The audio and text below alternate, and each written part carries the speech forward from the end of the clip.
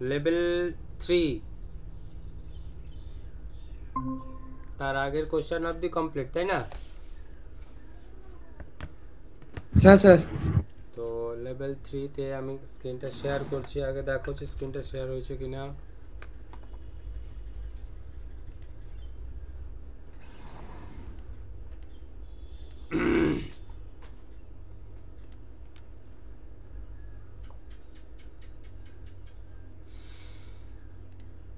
হ্যাঁ হয়েছে স্যার। হয়েছে? চলো কুইকলি একটু লেভেল 3টা আলোচনা করে নিই।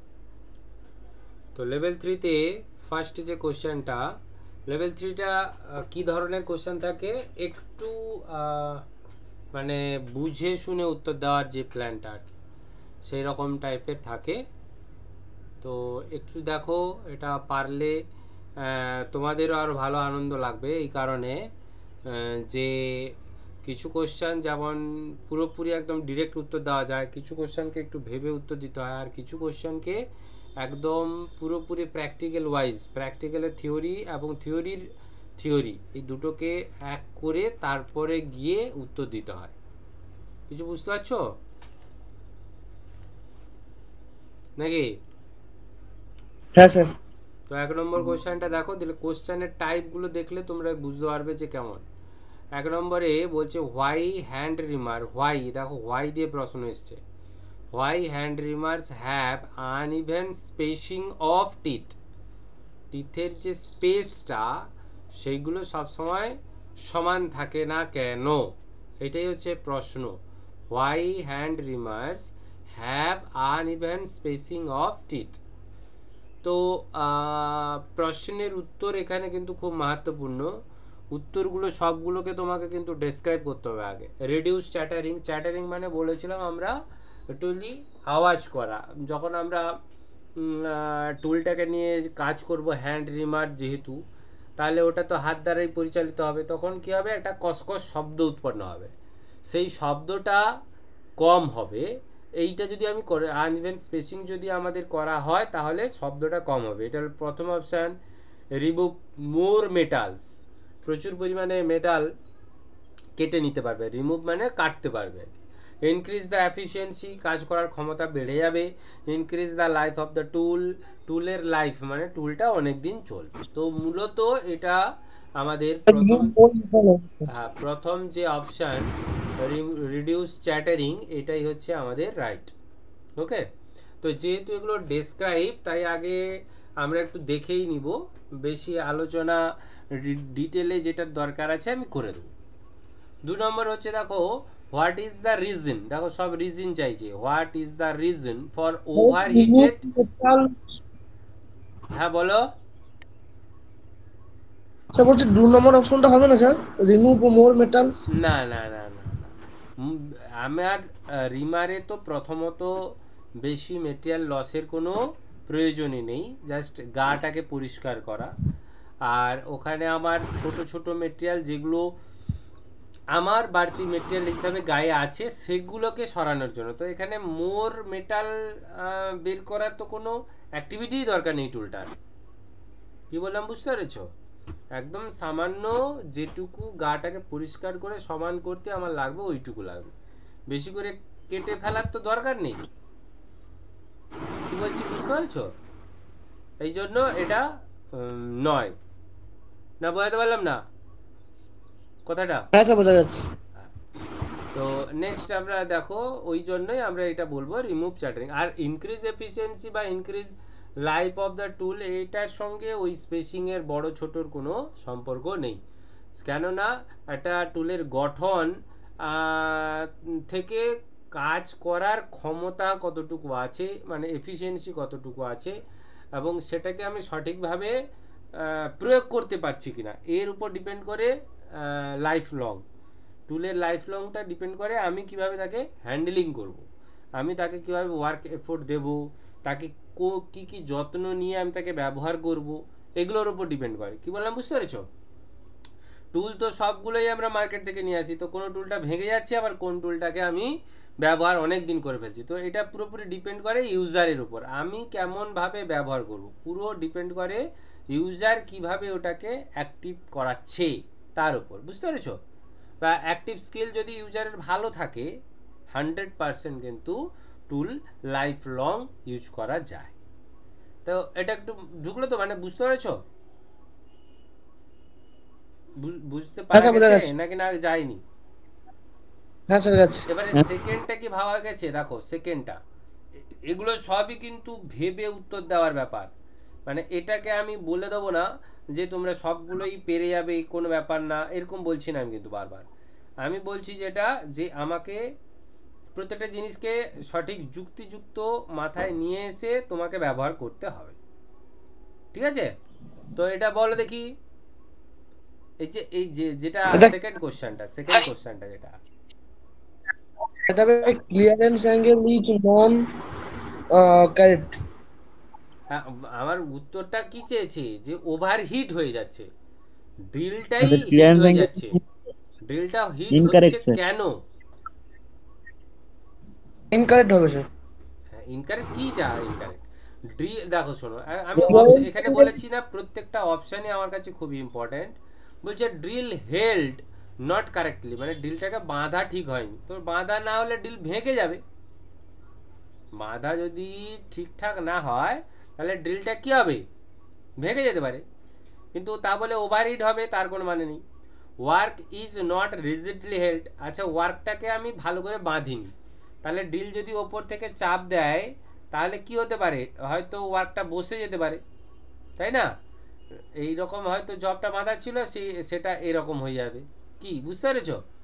এরকম হয়ে যেতে পারে, চাপ সহ্য করতে পারছে না কেন, ভালো করে এঁটে বাঁধা হয়নি বলে। ক্লিয়ারেন্স অ্যাঙ্গেল ইজ ইনকারেক্ট, ভালো করে দেখো, ক্লিয়ারেন্স অ্যাঙ্গেলটা ঠিক নেই, ক্লিয়ারেন্স অ্যাঙ্গেল। আচ্ছা, আমরা কি আলোচনা করেছিলাম যে কাটিং অ্যাঙ্গেলে বা এই যে পয়েন্ট বা টিপ বা কাটিং এজ, এর পেছনের মেটেরিয়ালকে আমরা কি করে দিই? একটু ক্লিয়ার করে দিয়ে ক্লিয়ারেন্স অ্যাঙ্গেল তৈরি করি, তাই না? এই যে দেখো, এটা তার কাটিং এজ, তার পেছনে কি করা হয়েছে? এইটা দেখো ক্লিয়ারেন্স অ্যাঙ্গেল তৈরি করা হয়েছে তো। তো এইটার মূল উদ্দেশ্য কি ছিল ভালো করে দেখো, যে এনি হাউ ফ্রিকশান কম করার জন্য, এনি হাউ কি করার জন্য? ফ্রিকশান কম, ঘর্ষণটা কম হবে, তার জন্যই ছিল আমাদের ক্লিয়ারেন্স অ্যাঙ্গেল তৈরি করা। এখন যদি হিট হচ্ছে, হিট কখন হবে? হিট কখন হবে? তাহলে নিশ্চিত তাহলে ফ্রিকশান বেশি হচ্ছে, ফ্রিকশান বেশি হচ্ছে। তাহলে ফ্রিকশান যদি বেশি হচ্ছে তাহলে কি ক্লিয়ারেন্স অ্যাঙ্গেল যেটুকু আমার থাকার দরকার সেটুকু কি আছে? অবশ্যই নেই। না এই কারণে তাহলে ইনকারেক্ট অফ ক্লিয়ারেন্স অ্যাঙ্গেল, বুঝতে পেরেছো? ফ্লুইডস আর ক্লকড ইন চিপস, এটাও হতে পারে, বাট এর চেয়ে মোর অ্যাকিউরেট হচ্ছে ক্লিয়ারেন্স অ্যাঙ্গেল ইজ ইনকারেক্ট। কিছু বোঝা গেল হ্যাঁ স্যার। নাকি না হয়নি? আচ্ছা বোঝা গেছে। দেখো অসুবিধা থাকলে বলো, কোনো অসুবিধা নেই। অসুবিধা থাকলে যে স্যার আমাকে আবার বুঝিয়ে দিন, অসুবিধা নেই। কেন এই রকম টাইপেরই এর কোশ্চান, এই রকম টাইপেরই আমাদের কোশ্চানগুলো থাকবে।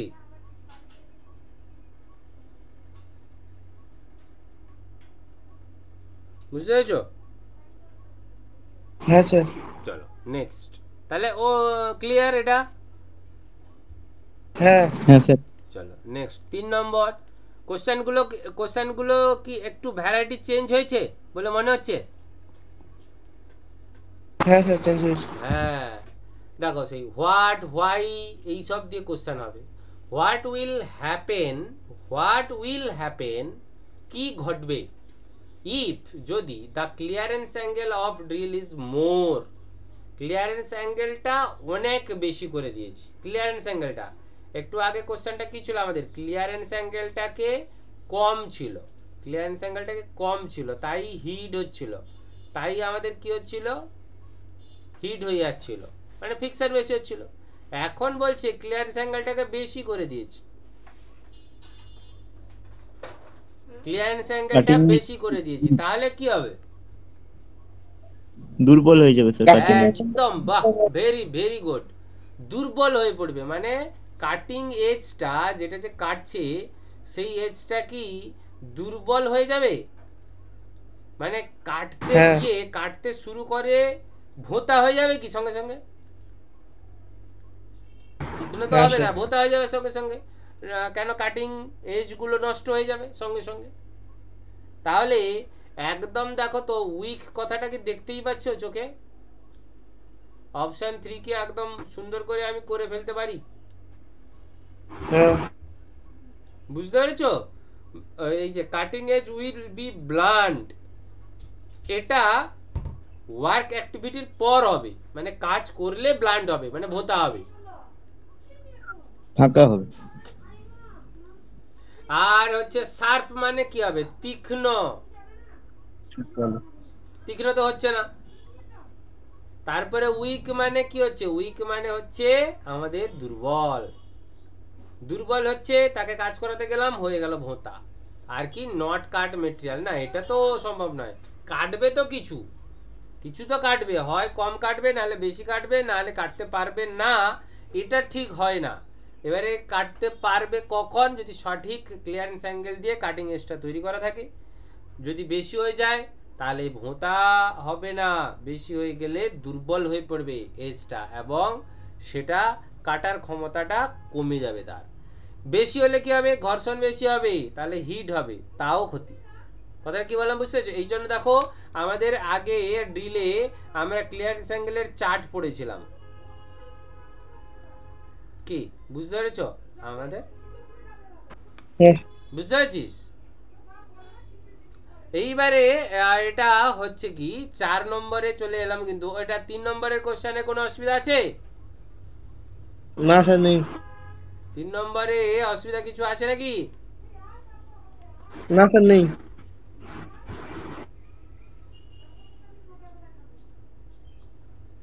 ও ঠিক আছে, তারপরে চলো নেক্সট 4 নম্বরে চলে যাচ্ছি আমি।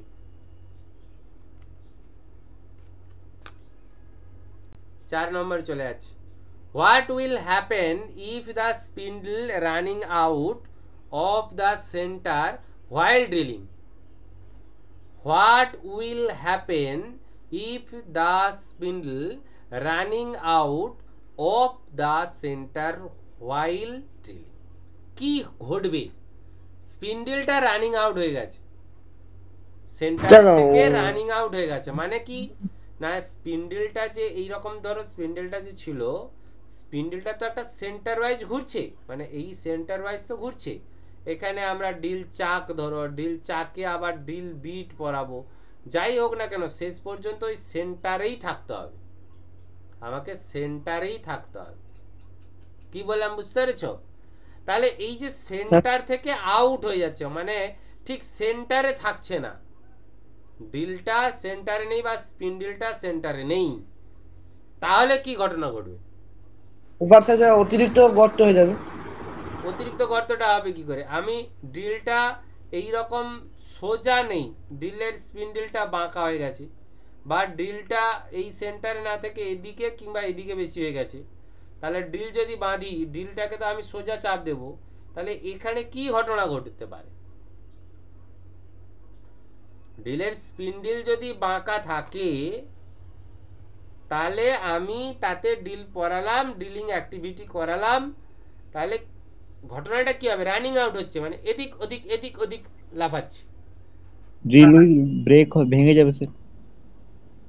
ড্রিল ভাঙবি সেটা নয়, কিন্তু অ্যাকচুয়ালি কি রানিং আউট কথাটার মানে কি হচ্ছে বলতো? পুরোপুরি সেন্টারে নেই, এদিকে একটু চলে যাচ্ছে, সেদিকে একটু চলে যাচ্ছে। মধ্যে কথা বাংলা যেটাকে বলে ড্রিলটা কাঁপছে, স্পিন্ডেলটা কাঁপছে, তাহলে কি হবে? স্যার কামড়ে অতিরিক্ত স্যার হোল হয়ে যাবে তো, ওভার সাইজ হোল হয়ে যাবে। হুম, আমার যদি ড্রিলটা প্রকৃত স্থির অবস্থায় পুরো ঘুরতো এবং ড্রিল করতো, তাহলে ড্রিলটার যতটুকু কাটিং এসছিল সেই হিসাবে কি হতো? আমার ড্রিল হতো। কিন্তু ড্রিলটা সেই আছে, কিন্তু ড্রিলটা একবার এদিকে কেঁপে যাচ্ছে, একবার এইদিকে কেঁপে যাচ্ছে, তাহলে কি হতো? এই যে গাটাতে, যে গায়ের ওপর দিয়ে আমার ড্রিলটা যাওয়ার কথা, সেটা ছেড়ে আর একটু এদিকে ঘেঁষবে, আবার এদিকে একটু ঘেঁষবে, তাহলে অ্যাকচুয়ালি সাইজ অফ ড্রিলটা কি একই থাকলো? সাইজ অফ না স্যার, হুইলটা কি একই থাকলো না একটু চেঞ্জ হয়ে গেল? চেঞ্জ হয়ে গেল, চেঞ্জ হয়ে গেল মানে কি হলো? ওভার সাইজ হয়ে গেল। ওভার সাইজ হয়ে গেল। তাহলে এইখানটায় আমার over size, over size roller mat. Madhujit বুঝতে পারছো না কিনা বুঝতে পারছো না? এই উত্তরগুলো কিন্তু ভেবে ভেবে বলতে হচ্ছে, প্র্যাকটিক্যাল অভিজ্ঞতা থেকে বলতে হচ্ছে কিন্তু উত্তরগুলো। 5 নম্বরে, what is to be done after mounting the new grinding wheel to run concentric বা কনসেন্ট্রিক? আমরা কিন্তু এটা আলোচনা করে নিয়েছিলাম যে নতুন গ্রাইন্ডিং হুইলকে রান করার আগে, কনসেন্ট্রিকে রান করার আগে আমাকে কি কি করতে হয়। আমরা এই অপশনগুলো পড়েছিলাম, ট্রুইং কি, গ্লেজিং কি, লোডিং কি, ড্রেসিং কি। টুইং স্যার, হুম, টুইং হবে স্যার। ট্রুইং হবে স্যার বললাম না, কনফিডেন্টলি বলো যে হ্যাঁ ট্রুইং হবে। হ্যাঁ স্যার, আমরা টুইং। আমরা দেখো শোনো, আমরা তো এটা বুঝে গেছি ট্রুইং কখন না ঠিক আছে কিনা সেটাকে ঠিক করে চেক করার নামই হচ্ছে ট্রুইং। পরিষ্কার কথা, গ্রাইন্ডিং হুইলটা প্রপারলি সেন্টারে আছে কিনা শ্যাফটের সঙ্গে সেইটাকে চেক করার নামই হচ্ছে ট্রুইং। গ্লেজিং কি ছিল, লোডিং কি ছিল, ড্রেসিং কি ছিল বলো দেখি। গ্লেজিং কি ছিল মনে আছে? গ্লেজিং, গ্লেজিংটা কি ছিল বলো আমাকে। ভুলে গেলে কি করে হবে? ভুললে হবে না, আলোচনার মাধ্যমেই আমাকে মনে রাখতে হবে, ঠিক আছে? দেখো আমি মানে গ্রাইন্ডিং হুইল কাজ করছে কাজ করছে কাজ করছে, কাজ করতে করতে গ্রাইন্ডিং হুইলের ভেতরে ম্যাটেরিয়ালের কেটে যাওয়া অংশ কি হয়ে গেল? লেগে থেকে গেল। কাটিং চিপসগুলো লেগে থেকে গেল। নরম ম্যাটেরিয়ালকে যখন আমরা কাজ করি তখন লেগে থেকে গেল। এই যে লেগে থেকে যাওয়া, একে আমরা কি বললাম? লোডিং। লেগে থেকে গেলে কি হবে? লোডিং। লোডিং। গুড। এবারে লোডিং হয়ে যাওয়ার পর সেটা কিরকম দেখতে লাগবে? পুরো যখন মেটেরিয়ালটা পুরো তার উপর লেগেই থাকবে তাহলে কি দেখতে চকচকে লাগবে না? তখন কি আর গ্রাইন্ডিং হুইলের মতন এত তীক্ষ্ণ ভোঁতা তীক্ষ্ণ হয়ে থাকবে দাঁতগুলো, মানে গ্র্যানুয়েলসগুলো, সেরকম তো মনে হবে না। ভোঁতা হয়ে গেছে এবং প্লেন হয়ে গেছে, চকচকে মনে হবে, তাই না? ধরো সিলভার হ্যাঁ, আমি স্যার। ঘষেছি তো গোটা গ্রাইন্ডিং হুইলটাকে সিলভার সিলভার মনে হবে। কপার ঘষেছি পুরো কপার কপার হলুদ হলুদ মনে হবে, যেহেতু ওই সামান্য যে জায়গাগুলো ছিল তীক্ষ্ণতা গ্র্যানুয়ালসের বজায় রাখার জন্য, সেই জায়গায় এই নরম মেটেরিয়ালগুলো ঢুকে গিয়ে পুরো তলটাকে সমতলে পরিণত করে দিয়েছে। আর এই মেটেরিয়ালগুলো যেহেতু গ্রাইন্ডিং হুইলের ভিতরে থেকে যায়, আলো পড়লে সেই গ্রাইন্ডিং হুইলটাকে আরো চকচকে লাগাচ্ছে। তো এটাকে বলা হচ্ছে গ্লেজিং। কি বলা হলো? গ্লেজিং। গ্লেজিং। এবার Glazing। গ্লেজিং হয়ে গেলে কি করব আমরা? ড্রেসিং করব। ড্রেসিং করতে গেলে আমাদের দুটো ধরনের টুল আছে। আমরা কোন কোন টুলটা ব্যবহার করি? ডায়মন্ড পয়েন্ট বা স্টার। স্টার ড্রেসিং এ কি হয়? সরাসরি লাগাই হুইলের সঙ্গে স্পিডে, তো ওখানে। আর ডায়মন্ডে আমরা কি করি? একটু টুল রেস্টে ওই ডায়মন্ড পয়েন্ট টুলটাকে রেখে পয়েন্টগুলোকে টাচ করে করে গর্ত গর্ত গর্ত গর্ত করে পুনরায় আবার সেই গ্রাইন্ডিং হুইলটাকে কাজের যোগ্যতায় ফিরিয়ে আনি। এই তো পদ্ধতি নাকি? তারপরে গ্রাইন্ডিং হুইলটা ঠিক থাকলো কি না, শ্যাফটের সঙ্গে পুরোপুরি কনসেন্ট্রিক আছে কি না, এইসব চেক করার যে পদ্ধতি তাকেই বা সেটাকে অবলম্বন করা হচ্ছে, সেটার নামই হচ্ছে ট্রুইং। যখনই আমরা লোডিং হবে, গ্লেজিং তো হবেই। লোডিং হলে ড্রেসিং করব, ড্রেসিং হলে ট্রুইং করতে হবে, ড্রেসিং হলেই ট্রুইং করতে হবে। ড্রেসিং করা মানেই কি করতে হবে? ট্রুইং করতে হবে। কি মনে পড়ছে এবারে?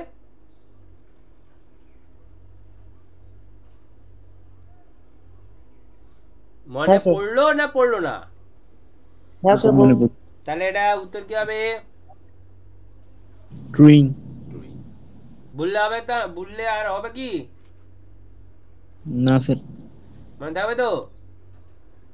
হ্যাঁ স্যার। আলোচনার মাধ্যমে তো মনে রাখতে বলছি, আমি তো বেশি কষ্ট করে তোমাকে মনে রাখতে বলছি না।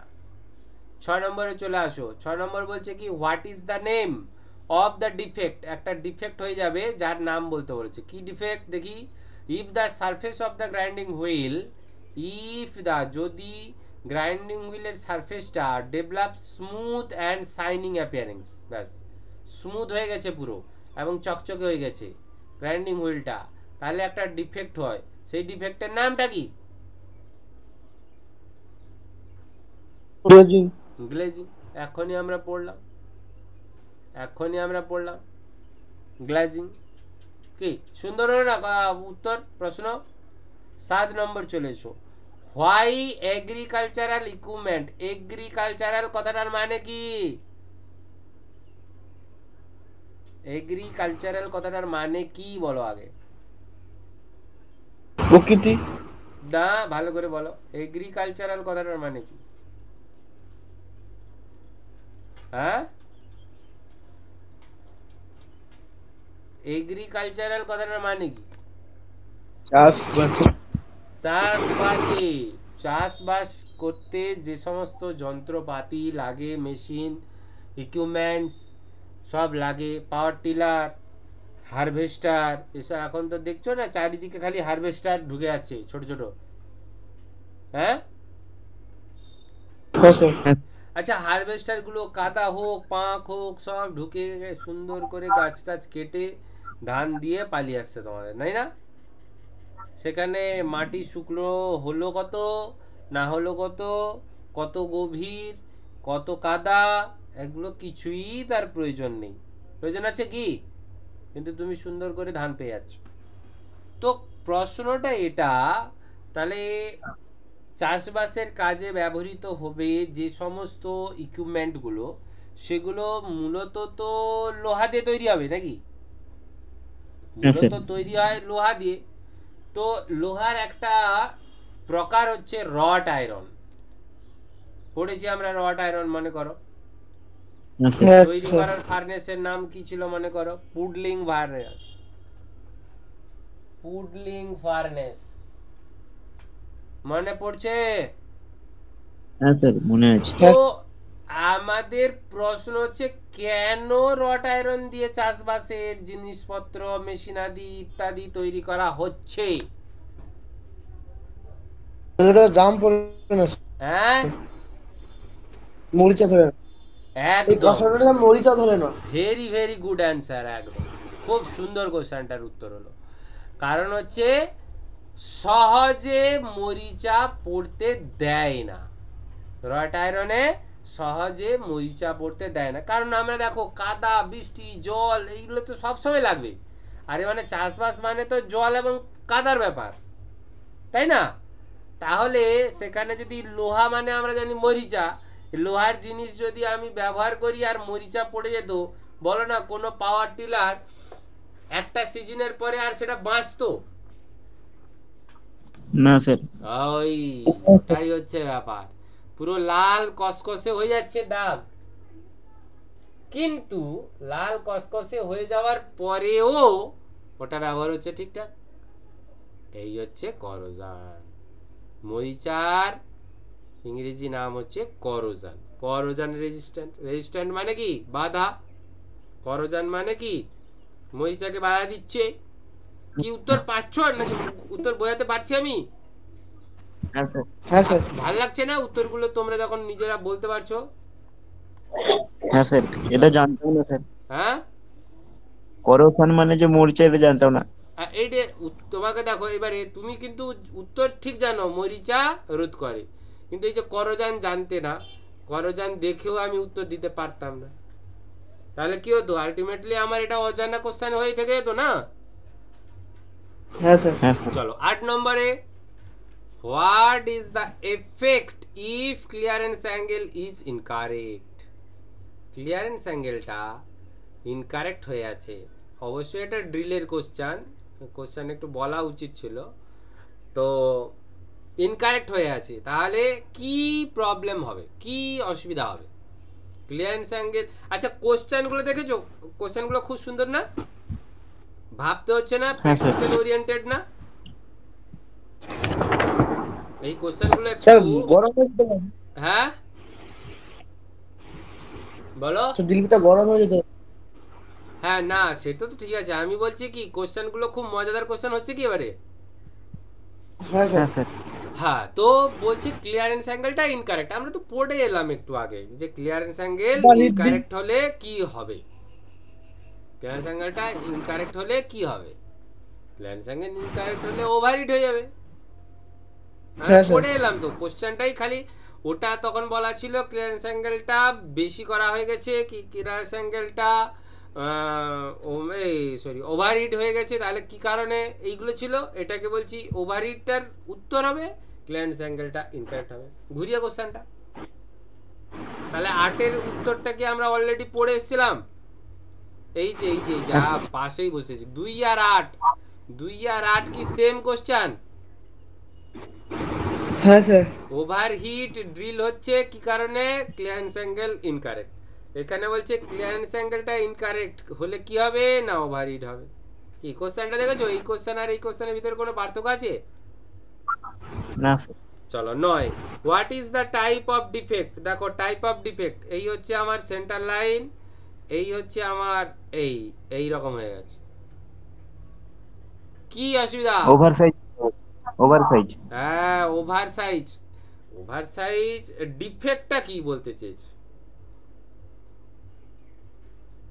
এখানে, এই কি ডিফেক্ট তৈরি হবে দেখো। অতিরিক্ত।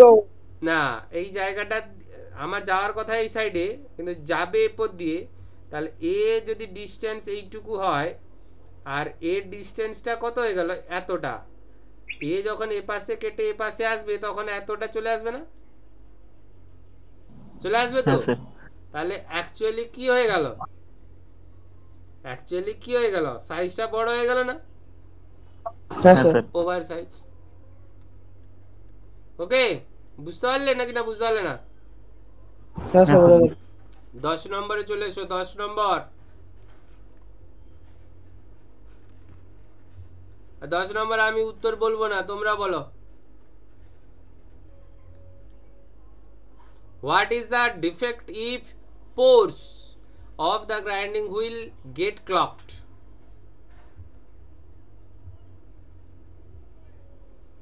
উত্তর Loading। তোমরা বলো, উত্তর তোমরা। লোডিং।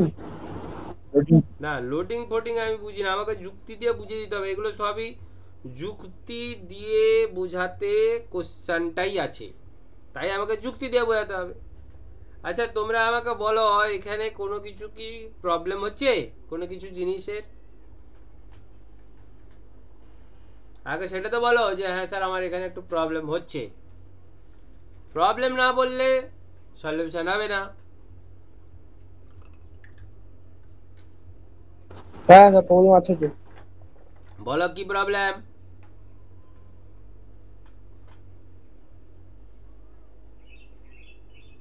কিছু কি কিছু এই কোশ্চেনটার ভিতরে কিছু কি প্রবলেম আছে আমাকে সেটা বলো।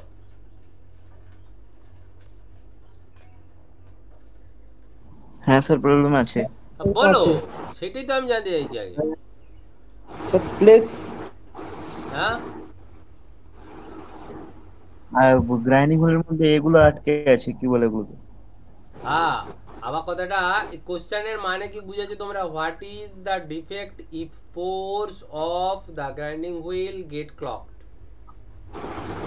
কথাটার মানে কি আগে বলো।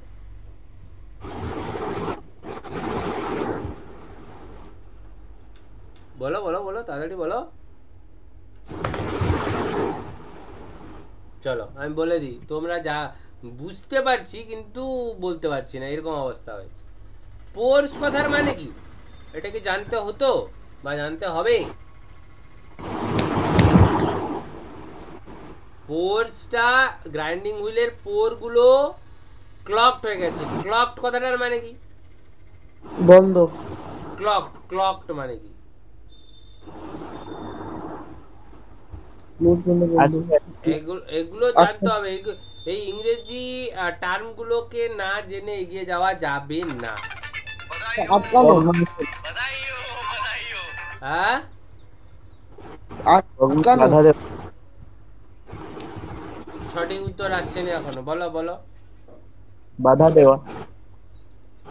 ক্লকড মানে বাধা দেওয়া কেন হতে হবে?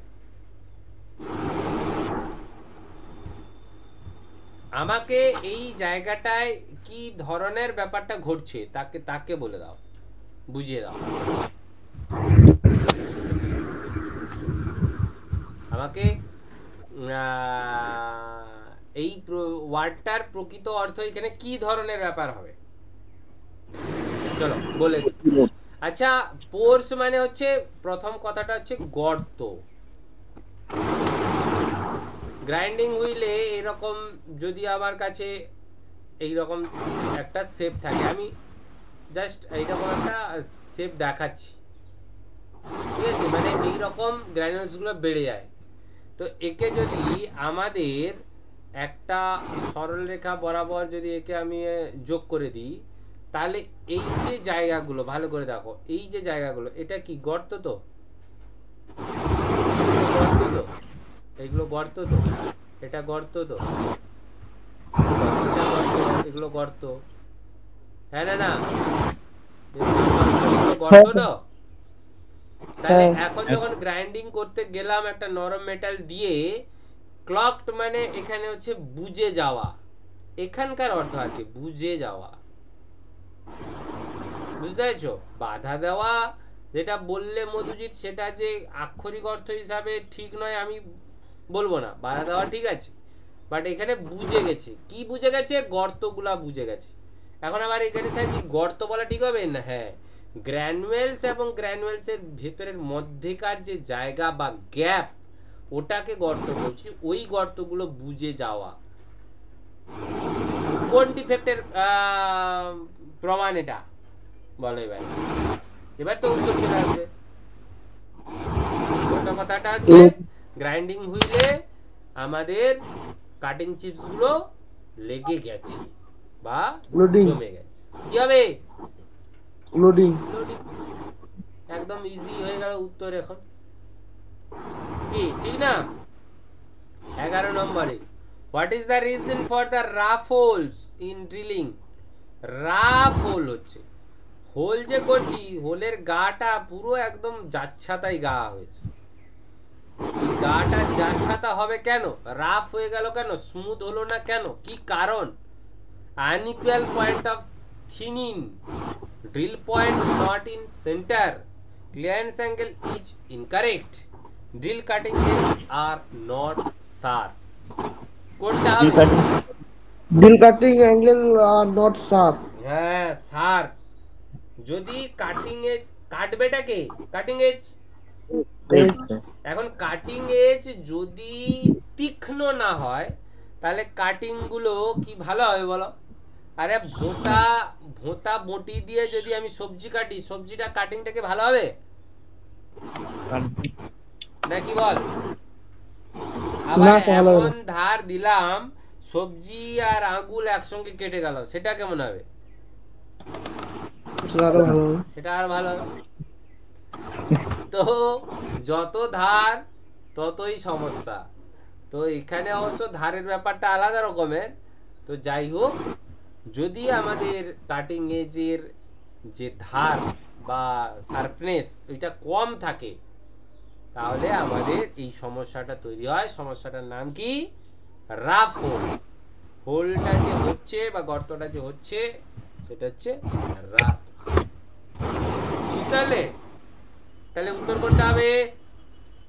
Drill cutting. এটা হচ্ছে ডি। 12 নম্বরে চলে আসো। What is the reason if the drilled hole is larger than the drill size? দুর্দান্ত প্রশ্ন। বলছে হোল যে আমরা করছি, ড্রিলটা যে করছি, ড্রিলের সাইজ ধরো আমি ড্রিল করছি 6 mm এর, ঠিক আছে, ড্রিলটা 6 mm এর, ড্রিলটা 6 mm এর হবে, হয়ে গেছে 6.2 mm, বেড়ে গেছে। কি কারণ? Unequal angle. বলো, এগুলো সব পারবে। এখন জানলাম আমরা ড্রিলের অ্যাঙ্গেলটা ঠিক নেই, তাহলে কাটিং এজ ভুলভাল হবে। তাহলে unequal angle of cutting edge, এটাই তো। এই দিকে ছোট আর এইদিকে বড়, এরকম যদি হয় তাহলে তো হবে নাকি? কি বলছি বুঝতে পারছিস? কিন্তু এটা 118 ডিগ্রি করেছে, কিন্তু হবে না, তাও হবে না। তাই বারবার বলা হচ্ছে যে এদিকে 59 আর ওদিকে 59, বুঝলে? হ্যাঁ স্যার। হ্যাঁ না না? হ্যাঁ। চলো 13 নম্বর কোশ্চেন দেখি। 13 নম্বরটা ইজি কোশ্চেন, বলে ফেলো, এটা পড়ার দরকার নেই, বলে ফেলো তাড়াতাড়ি। Why drilled hole are oversized in drilling operation? Unequal lip length. Now, why drilled hole are oversized in drilling operation? হ্যাঁ, ড্রিলিং করছি যখন, তখন কি কি সমস্যা তৈরি হবে?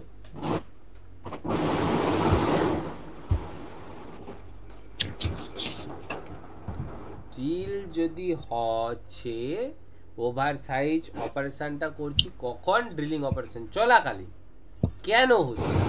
Drill is not unequal lip length, হ্যাঁ, feed rate is too high, cooling is insufficient.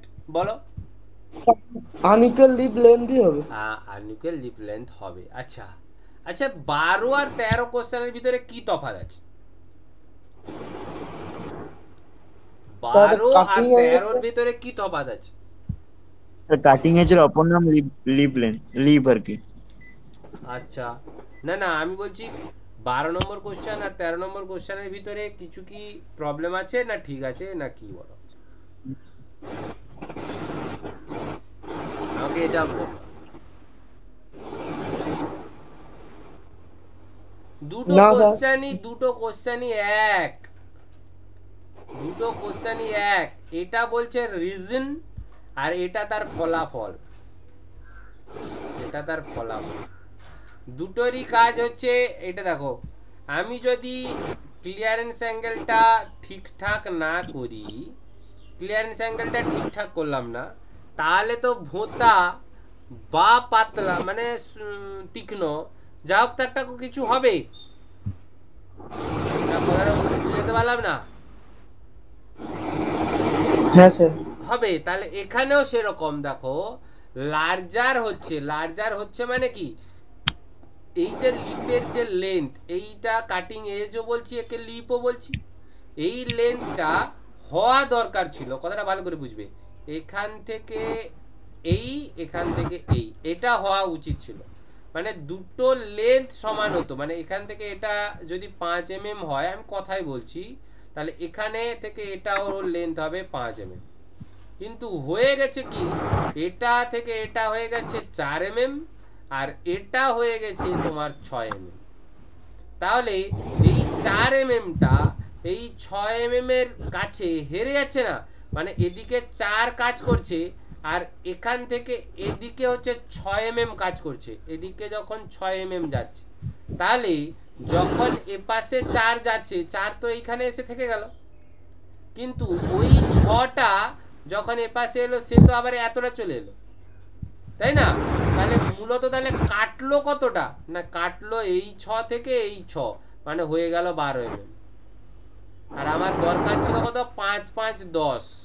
আমার কাটার কথা ছিল 10 mm এর ড্রিল, আর 10 mm এর ড্রিলটা চালিয়ে আমি কেটে ফেললাম 12 mm।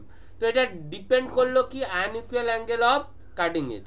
এখন তাহলে সেই ওভার সাইজড হয়েছে, এখানেও দেখো লার্জার ড্রিল সাইজ, তো ওভার সাইজড হচ্ছে, তাহলে অবশ্যই আনইকুয়াল লিপ লেন্থ।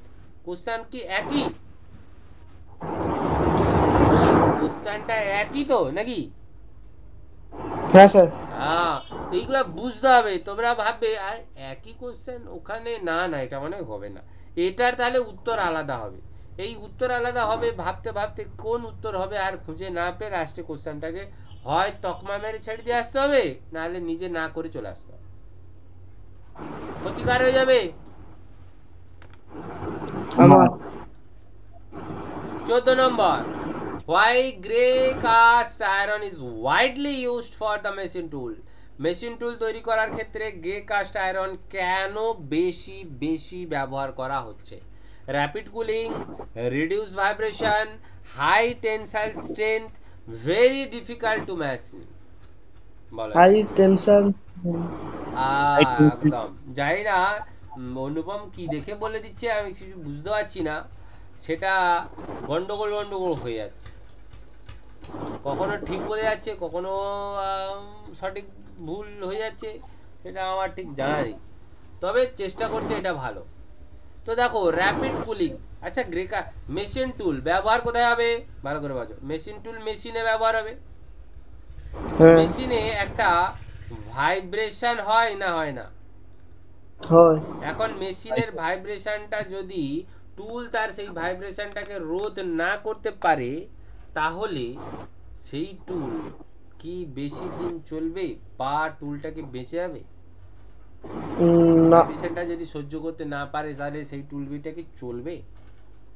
না চলবে না। তাহলে এমন একটা ম্যাটেরিয়াল যে ভাইব্রেশনটাকে রোধ করে দিতে পারবে, রিডিউস করতে পারবে, তাহলেই কি আমরা সেটাকে ব্যবহার করতে পারবো মেশিন টুল হিসাবে। হ্যাঁ ওই ওই জন্যেই গ্রে কাস্ট আয়রনকে মেশিন টুলে ব্যবহার করা হয়, কারণ এ ভাইব্রেশনটাকে রোধ করতে পারে, ভাইব্রেশনটাকে রোধ করতে পারে। টেনসাইল স্ট্রেংথ এর থেকে আরো তো অনেক মেটেরিয়াল আছে, তাহলে এটা বা কেন ব্যবহার করা হলো, কি বললাম বুঝতে পেরেছো? হ্যাঁ স্যার। চলো নেক্সট। আচ্ছা বোঝা গেল না যায়নি? বোঝা হ্যাঁ স্যার গেল গেছে। না যায়নি? গেছে। চলো নেক্সট। মধুজিৎ যখন বলবে স্যার আমার হয়ে গেছে আমি চলে যাবো, বলে দেবো, আমি ছেড়ে দেবো। না স্যার আজকে আজকে খেলা হয়ে নেই? যেতে পারে। না, এটা ঠিক করলি না, অভ্যাস কমিয়ে দিলে হবে না। 15 ঘুরতে চলে নম্বর। এসছি স্যার। হ্যাঁ ঘুরতে চলে এসছি স্যার। কি হয়েছে? কথাটা কেটে কেটে যাচ্ছে।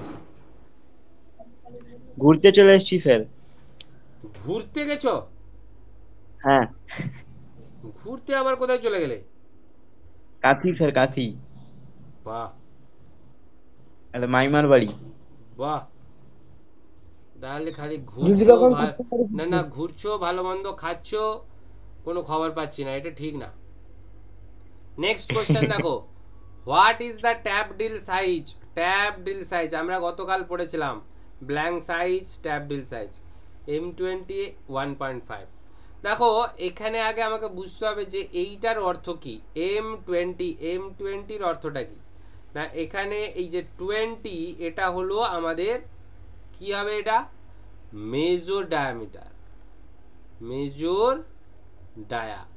1.5টা কি হবে, পিচ অফ থ্রেড। ওকে, এই দুটো দেওয়া আছে, তাহলে M20 ইন্টু 1.5, এইটা একটা ট্যাপ চালাতে হবে। তাহলে ট্যাপ আমাদের চালানোর আগে আমাকে ড্রিল করতে হয়, কি করতে হয়, আমাকে ড্রিল করতে হয়, তাই ড্রিল সাইজ ক্যালকুলেশন করতে হবে। তো ট্যাপ ড্রিল সাইজের ক্যালকুলেশনের সূত্র কিছু জানা আছে কি? মনে নেই স্যার। মনে নেই?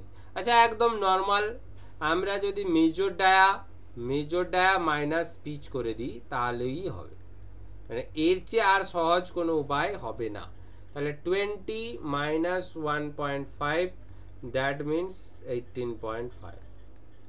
তাহলে আমাকে ড্রিলটা কত চালাতে হবে, 18.5। চল, এর চেয়ে আর সহজ উত্তর হবে কি? না স্যার, এবার সব পারা যাবে। একদম, এই কথাটা খালি বলবে, সব পারা যাবে, পারতেই হবে। 16, what is the drill size, drill hole size of dias 16 millimetre reamer? বলো, এটা তো আর আমি বলবো না। 16 মিলিমিটার 15 রিমার স্যার। চালাবো, তাহলে কত হবে ড্রিল সাইজটা? 25, 15 হ্যাঁ 15.75। 15.75 15.75। বা 75।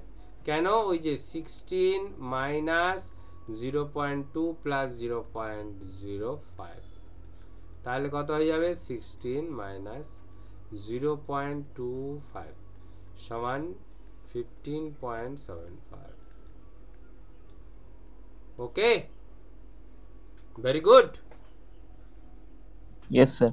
চলো হ্যাঁ, 17, why drilled hole are oversized than drilled dia?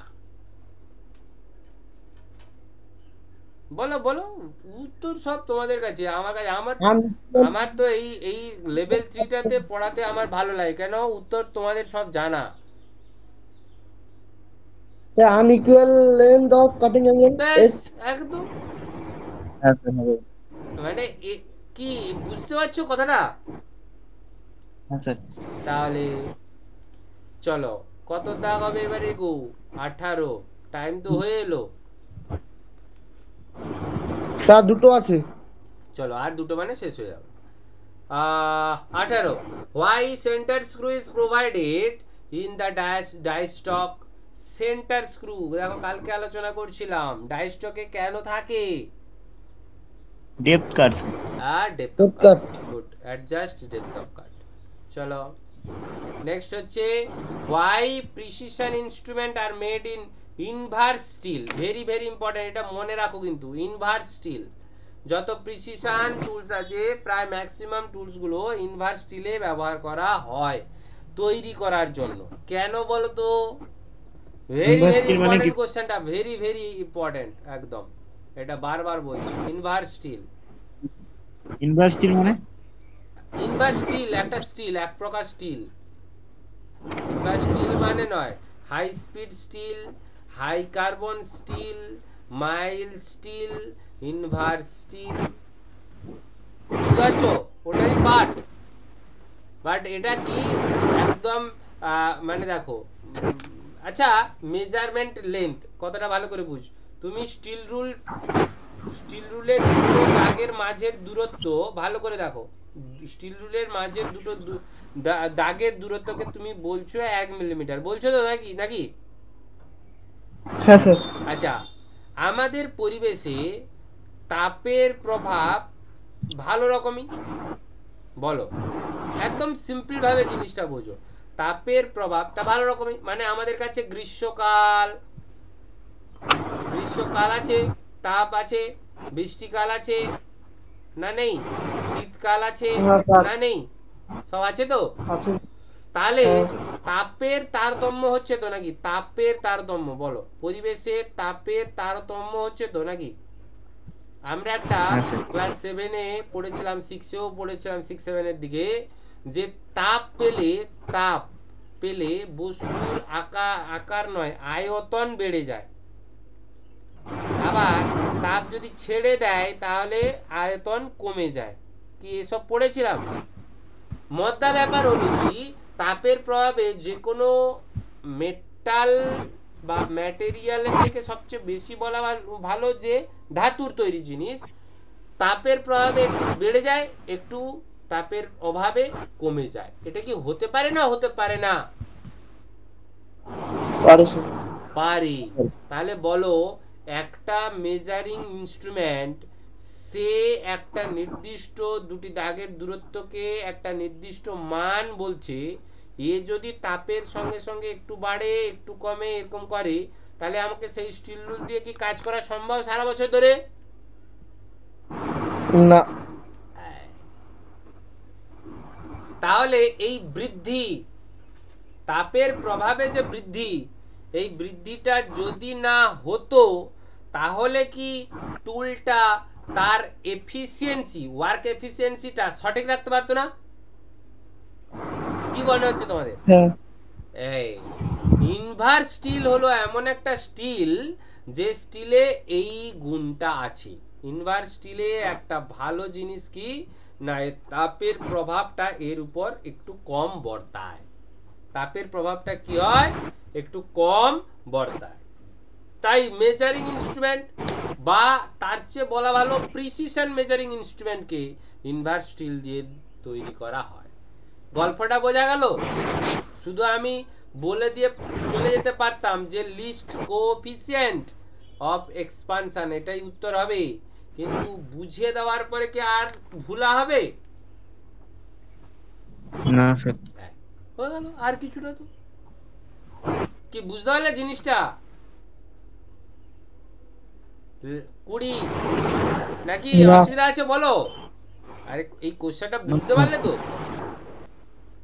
হ্যাঁ স্যার। চলো 20 why limestone is added to the ore in the blast. ও বাবা, এটা তো আলোচনা হয়েই গেছে, অনেকগুলো কোশ্চেন, ডবল কোশ্চেন আলোচনা হয়ে গেল। বলো এটা কি হবে? Molten slag. হ্যাঁ, form molten slag. Molten to slag form formation করতে স্ল্যাগ। সাহায্য করে। কি করে? মোল্টেন স্ল্যাগ তৈরি করতে সাহায্য করে। কোথা থেকে? আয়রন ওর থেকে। ওর থেকে অশুদ্ধি বের করতে সাহায্য করে। তো আমরা লেভেল 3 এখানেই শেষ, কেননা 20-21 তো নাই, এরপরে মানে পার্ট 2। এখানে অ্যান্সারগুলো এই অ্যান্সারগুলোই ছিল, যেটা কারেক্ট যেগুলো ছিল ঠিক আছে, যেগুলো কারেক্ট নেই সেগুলো অতি অবশ্যই ঠিক করে নেবে তোমরা, ঠিক আছে? তো আমরা নেক্সট হচ্ছে ফিটিং অ্যাসেম্বলিতে চলে যাব। পরের ক্লাসে ফিটিং অ্যাসেম্বলি থেকে স্টার্ট করব লেভেল 1। ওকে নাকি? হ্যাঁ স্যার। হ্যাঁ।